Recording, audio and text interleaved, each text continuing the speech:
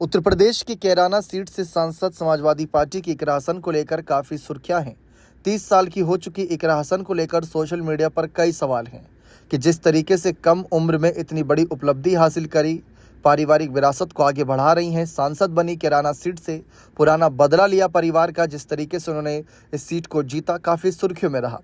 अब लगातार उनका कद बढ़ता जा रहा है। अखिलेश यादव भी उनको समय के साथ बड़ी जिम्मेदारियां दे रहे हैं। न सिर्फ यूपी बल्कि अन्य राज्यों में भी उनको शिरकत करने का मौका मिल रहा है।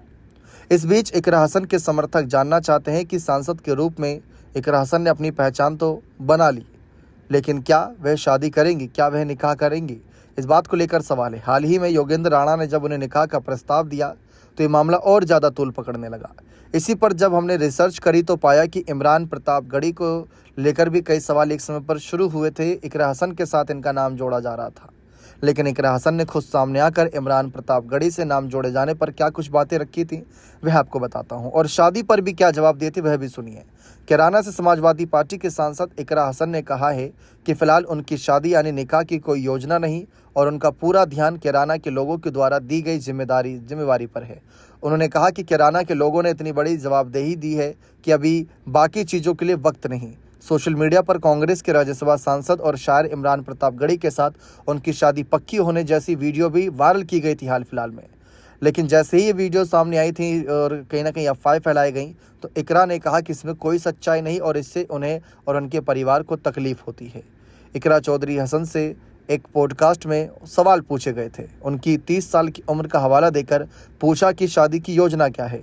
इस पर इकरा चौधरी ने कहा कि मेरा अभी कोई ख्याल नहीं, मुझे नहीं पता आगे क्या होगा, लेकिन इस समय मैं बहुत खुशकिस्मत हूँ और मैं बहुत दिल से कैराना के लोगों की आभारी हूँ जिन्होंने मुझे इतनी बड़ी जिम्मेवारी सौंपी।